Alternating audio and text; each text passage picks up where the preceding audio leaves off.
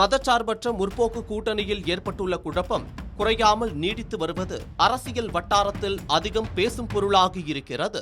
உரிமை குரல், எதிர்ப்பு குரல் என திமுக கூட்டணியில் முதலில் காங்கிரஸ் மூலம் சலசலப்பு ஏற்பட்டது. ஆட்சியில் பங்கு, கூடுதல் தொகுதிகள் ஒதுக்கீடு என்று வலியுறுத்திய காங்கிரஸ் தாவேகாவை மாற்று வழியாக சந்தித்து கூட்டணியை விட்டு பிரிந்து செல்லும் நிலைக்கு சென்றதாக அரசியல் வட்டாரத்தில் பேசப்பட்டது. இறுதியில் கடந்த முறை 25 தொகுதிகளில் போட்டியிட்டதை விட கூடுதலாக 3 தொகுதிகளும் ஒரு மாநிலங்களவை உறுப்பினர் பதவி ஒதுக்கப்பட்டு காங்கிரஸை சரிக்கட்டியது திமுக.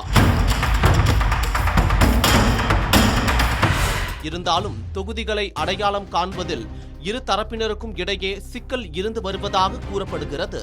அதைத் தொடர்ந்து மார்க்சிஸ்ட் கம்யூனிஸ்ட் கட்சியை மிகுந்த போராட்டத்திற்கு பின்னர் 5 தொகுதிகளுக்கு உடன்பட வைத்தது திமுக. காங்கிரஸ் தேமுதிகவிற்கு தொகுதிகளை கூடுதலாக ஒதுக்க மனம் இருக்கும் போது மார்க்சிஸ்ட் கட்சிக்கு மட்டும் குறைப்பது ஏன் என அதன் மாநில செயலாளர் சண்முகம் பொதுவெளியிலேயே அதிருப்தியை வெளிப்படுத்தினார். அங்கீகரிக்கப்பட்ட விசிகவிற்கு 8 தொகுதிகளை ஒதுக்கும் திமுக அங்கீகாரம் இல்லாத தேமுதிகவிற்கு 10 தொகுதிகளை ஒதுக்குவது ஏன் என எதிர்க்கட்சியினர் உட்பட ஏராளமானோர் சமூக வலைதளங்களில் கேள்வி எழுப்பி வருகின்றனர். போராடித்தான் தொகுதிகளை பெற வேண்டியிருப்பதாக விசிக தலைவர் தொல் திருமாவளவனும் வேதனை தெரிவித்திருக்கிறார். கேட்டதை விட குறைவான தொகுதிகள் அளிக்கப்படுவது மனவலியை ஏற்படுத்துவதாக கூறியிருக்கிறார். அதேபோல் தொகுதிகளின் எண்ணிக்கை எதுவானாலும் மக்கள் நீதி மையத்திற்கு ஒதுக்கப்பட்டுள்ள டார்ச் சின்னத்தில் போட்டியிட அனுமதித்து கூட்டணியின் மீதான நன்மதிப்பையும் உயர்த்திட வேண்டும் என்று வலியுறுத்தியிருக்கிறார். தனி சின்னத்தில் போட்டியிட விரும்பும் தோழமை கட்சிகளை அவற்றின் விருப்பத்திற்கு மாறாக தலைமை வகிப்போரின் சின்னங்களில் போட்டியிட கோருவது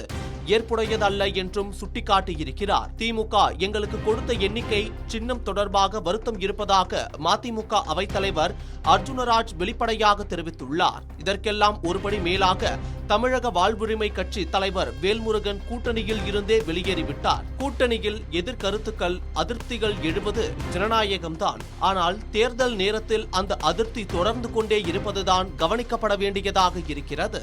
அதிலும் தொகுதி பங்கீடு முழுமையாக முடிவடையாத நிலையில் கூட்டணி கட்சியினர் வெளிப்படுத்தும் இந்த அதிருப்தி அதில் இன்னும் சிக்கல்கள் இருப்பதையே உணர்த்துகின்றன.